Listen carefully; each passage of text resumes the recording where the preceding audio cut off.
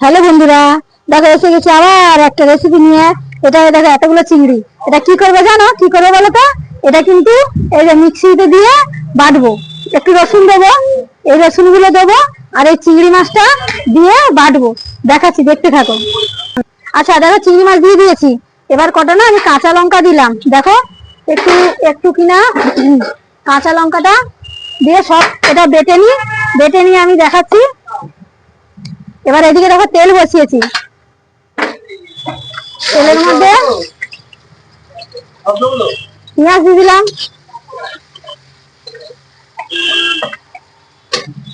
এটা আমি এই যে এইটুকুনি লোটে মাছ করব। এই দেখো জল ঝরিয়ে রেখেছি লোটেটা, দেখেছো? লোটেটা জল ঝরিয়ে রেখেছি। পেঁয়াজটা লাল হয়ে যাক, দেখাচ্ছি। আচ্ছা দেখো, পেঁয়াজ লাল হয়ে গেছে। আজকে মাছ কিন্তু খুব কম, ওই জন্য আদা রসুন পেস্টও কম। দেখো একসঙ্গে দিয়ে কষিয়ে নিচ্ছি। আচ্ছা লঙ্কা গুঁড়ো, একটু হলুদ গুঁড়ো,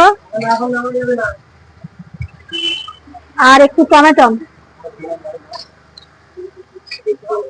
আর হলো কিনা লঙ্কা, সব দিয়ে কষিয়ে নিচ্ছি।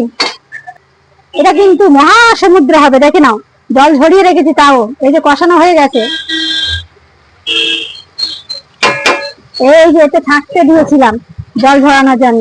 ঝুড়ি মুড়ি এখন হাতের কাছে নেই, ওই জন্য। ওই যে এবার কিন্তু এটা গোটা গোটা নামাবো, আর এবার নাড়াবো না, শুধু নুনটা দেবো। নুন দিইনি।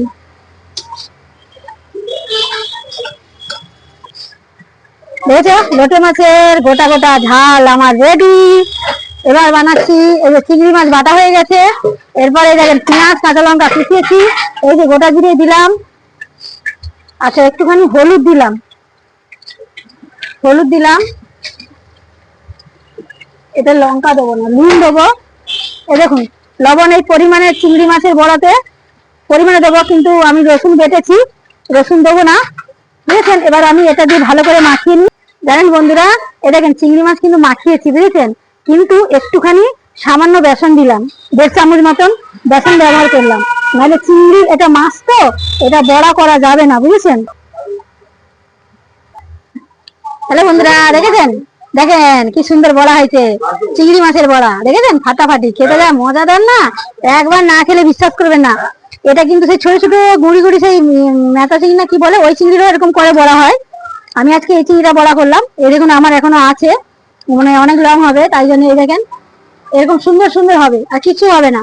দেখেছেন পুরো কি সুন্দর মজা। ভাত দিয়ে খান, এটা আবার ঝালও করা যায়। ঝাল মশলা গ্রেভি করে দিয়ে নামাতে হবে, তাহলে দারুণ লাগে।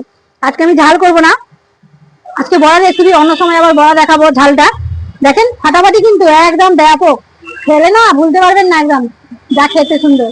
সবাইকে টাটা, সবাই ভালো থাকেন আর সুস্থ থাকেন আর সঙ্গে থাকেন, এই বলে আমি আজকে শেষ করে দিলাম। এটা ভাজতে অনেক টাইম লাগবে।